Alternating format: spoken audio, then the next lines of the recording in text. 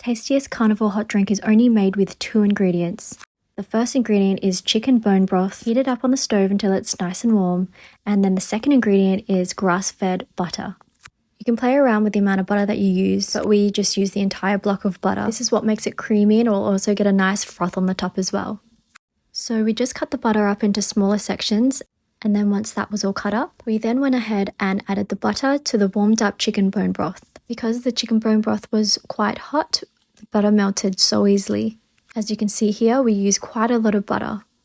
We then mixed it all up together with an electric mixer, and we kept blending it up until all the butter was completely melted. It then started to make a bit of a froth on the top, which is definitely what you want. And then once that was mixed in really well, we then poured it into our glasses. I honestly didn't think too much of this when Anthony suggested it, but when I tried it, I was so shocked at how good it tasted. This is by far my new favorite hot drink, and I am so obsessed. I would love for this to be made into a powder form so that we can take it traveling or take it with us while we're on the road. This was such a satisfying drink to have on a cold day. Is this a carnivore drink that you would try? Let me know in the comments below.